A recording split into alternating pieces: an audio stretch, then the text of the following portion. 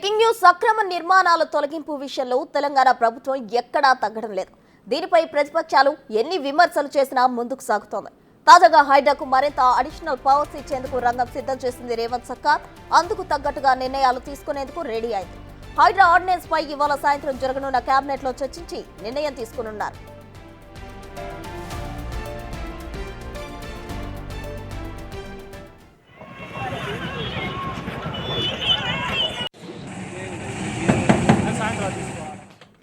ఇప్పటి వరకు కూల్చివేతలను మాత్రమే నిర్వహిస్తున్న హైడ్రా ఇకపై నోటీసులు కూడా ఇచ్చే అధికారం హైడ్రాకు ఇవ్వనుంది ప్రభుత్వం. దాంతో పాటు 8 డిపార్ట్మెంట్ అధికారులు కూడా హైడ్రాకు అప్పగించేలా ఆర్డినెన్స్ ఇచ్చేందుకు ప్రభుత్వం కసరత్తు చేస్తోంది.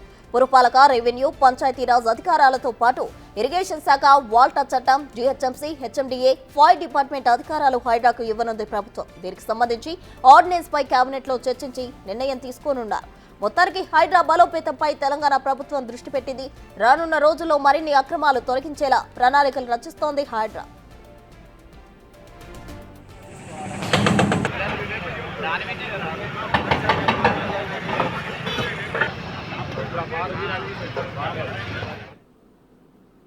ఇక ఇదే అంశానికి సంబంధించి మరింత సమాచారం డిప్యూటీ బ్యూరో చీఫ్ సాదిక్ అందించేందుకు సిద్ధంగా ఉన్నారు.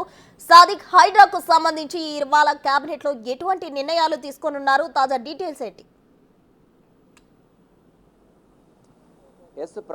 ప్రసన్న, ప్రభుత్వం చేపట్టినటువంటి హైడ్రా కార్యక్రమాన్ని మరింత పటిష్టపరిచేందుకు ముఖ్యమంత్రి రేవంత్ రెడ్డి ప్లాన్ చేస్తూ ఉన్నారు. ఇప్పటికే హైడ్రా సంబంధించిన విషయంలో చెరువుల కబ్జా సంబంధించినటువంటి దాంట్లో దూకుడుగా వ్యవహరిస్తున్న సంగతి మనకు తెలిసిందే. సో పర్యావరణాన్ని రక్షించాలి, మళ్ళీ చెరువులను పునరుద్ధరించే లక్ష్యంగా ముఖ్యమంత్రి రేవంత్ రెడ్డి తీసుకువచ్చినటువంటి ఈ యొక్క హైడ్రా అన్నది సత్ఫలితాలు ఇస్తున్నాయి. అయితే కొంతమేరకు హైడ్రాకు మరిన్ని విశేషణ అధికారులు రావాలని కూడా ప్రభుత్వం భావిస్తుంది. ఇప్పటివరకు కూల్చివేతల వరకు సంబంధించిన వరకే పరిమితమైనటువంటి ఈ హైడ్రాను విస్తరించేందుకు గాను ఈ యొక్క కొత్తగా ఈ కేబినెట్ సమావేశంలో కొంత విశేషణ అధికారాలు అంటే చాలా ఎక్స్ట్రా సంబంధించిన అధికారులు కూడా కట్టబెట్టేందుకు గాను ఈరోజు కేబినెట్లో చేయబోతున్నారు. ఒక ఆర్డినెన్స్ తీసుకురాబోతున్నారు. ఎందుకంటే అసెంబ్లీ సమావేశాలు లేవు కనుక ఆర్డినెన్స్ ద్వారా కొత్త చట్టబద్ధత తీసుకొచ్చే లక్ష్యంగా ఉండబోతున్నారు. ప్రధానంగా చూసినట్లయితే 8 డిపార్ట్మెంట్లో ఉన్నటువంటి అధికారాలన్నీ కూడా ఈ యొక్క హైడ్రాకు బదిలీ చేయబోతున్నారు. ఉదాహరణకు మనకు మున్సిపల్ డిపార్ట్మెంటు, ఎంఏయుడి, పంచాయతీరాజు, దీంతో పాటుగా ఫైర్ సేఫ్టీ, జిహెచ్ఎంసీ సంబంధించిన చట్టాలు, హెచ్ఎండిఏ చట్టాలు, దీంతో పాటుగా వాల్టా చట్టం, ఇవన్నీ కూడా పూర్తి స్థాయిలో కూడా మనకు హైడ్రాకు బదిలీ చేయబోతున్నారు. సో దానికోసం గాను ఈ కేబినెట్ సమావేశంలో నిర్ణయం తీసుకుని హైడ్రాకు ఆ చట్టబద్ధత కల్పించడంతో పాటుగా దానికి మరిన్ని అధికారులు కట్టబెట్టేందుకు గాను ఈరోజు కేబినెట్ సమావేశంలో నిర్ణయం తీసుకోబోతున్నారు. దీనిపైన కూడా ఆర్డినెన్స్ తీసుకురాబోతున్నారు, చట్టబద్ధత తీసుకురాబోతున్నారు. ఈ యొక్క హైడ్రా సందర్భంగా హైదరాబాదులో చెరలో ఉన్నటువంటి చెరువులన్నింటిని కూడా విముక్తి చేసి ప్రజలకు మేలైనంత వరకైనటువంటి విధానాన్ని తీసుకొచ్చే లక్ష్యంగా ముఖ్యమంత్రి రేవంత్ రెడ్డి అయితే హైడ్రాపై తీసుకొచ్చిన విషయం మనకు తెలిసిందే.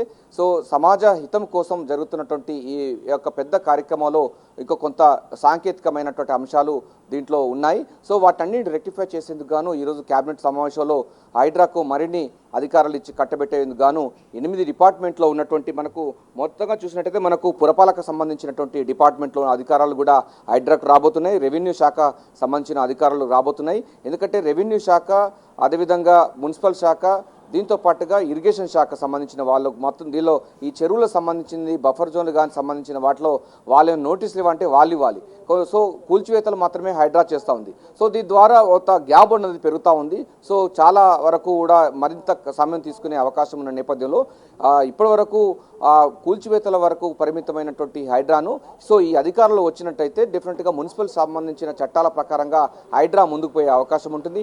నోటీసులు హైడ్రాని చేస్తుంది, అదేవిధంగా కూల్చివేతలు చేస్తుంది. ఉదాహరణకి మనకు నల్గొండ జిల్లాలో బీఆర్ఎస్ పార్టీ సంబంధించిన కార్యాలయానికి మున్సిపల్ శాఖ వాళ్ళ పర్మిషన్ ఇవ్వకుండా కూడా అక్కడ కట్టేయడం జరిగింది. దాని అట్టేటప్పుడు ఆ కూల్చివేతలు చేసే అధికారం ఎవరికి ఉంటుందంటే రెవెన్యూ అధికారులకు కానీ మున్సిపల్ అధికారులకు ఉంటుంది. కానీ ఈ రెండు సయోధ్య లేకపోవడం వల్ల అది నిర్మించడం జరిగింది. సో ఇవి కనుక ఈ 2 అధికారులు కూడా హైడ్రాకు వచ్చినట్టయితే హైడ్రాకు ఇంకా మరింత సులభంగా ఉంటుందని కూడా ప్రభుత్వం భావిస్తోంది. దీంతో పాటుగా మనకు వాల్టా చట్టం కూడా ఉంది. సో వాల్టా చట్టానికి విరుద్ధంగా అనేకమైనటువంటి నిర్మాణాలు జరుగుతూ ఉంది.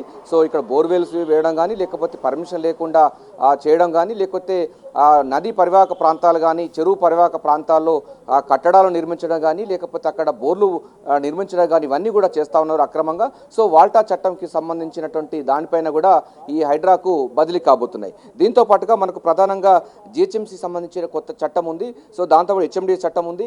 సో వీటి చట్టాల్లో ఉన్నటువంటి వ్యవహారాలకు కూడా కొన్ని ఈ యొక్క హైడ్రాకు బదిలీ కాబోతున్నాయి. తద్వారా వారికి పర్మిషన్ ఎవరు ఇస్తున్నారు, అక్రమ సంబంధించినటువంటి వాళ్ళకు బఫర్ జోన్లో ఎవరికి పర్మిషన్ ఇస్తున్నారు, జిహెచ్ఎంసీ పర్మిషన్ ఉందా, హెచ్ఎండి పరిమితం ఉందా అంటే ఒక్కొక్క పరిధిలో ఒక్కొక్క రకమైనటువంటి ఉంది. ఎందుకంటే హైడ్రా అన్నది కేవలం హైదరాబాదే కాకుండా మున్సిపల్ సంబంధించినటువంటి వ్యవస్థ అన్నిటి కూడా ఇతర ప్రాంతాలకు కూడా దీన్ని విస్తరించాలని కూడా చాలా డిమాండ్ ఉంది. ప్రభుత్వం కూడా అది యోచిస్తుంది.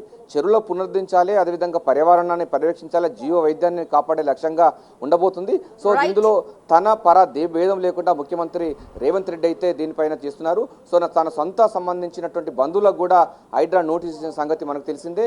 సో వృక్షో రక్షితే రక్షిత అనేది ఎట్లా ఉంటుంది, వృక్షాన్ని రక్షిస్తే వృక్షం మనకు రక్షిస్తుంది, ధర్మం రక్షితే రక్షిత అనేది కూడా ఉంది. సో ధర్మాన్ని మనం రక్షిస్తే ఆ ధర్మం మనల్ని రక్షిస్తుంది, అదేవిధంగా పర్యావరణాన్ని మనం రక్షిస్తే మన పర్యావరణం మనల్ని రక్షిస్తుంది అనే విధానంతో ముఖ్యమంత్రి రేవంత్ రెడ్డి హైడ్రాకు మరిన్ని విశేషణ అధికారాలు కట్టబెడుతూ ఆర్డినెన్స్ తీసుకురాబోతున్నారు. ఆర్డినెన్స్ సంబంధించిన దానిపైన ఈరోజు క్యాబినెట్లో చర్చించి నిర్ణయం తీసుకోబోతున్నారు.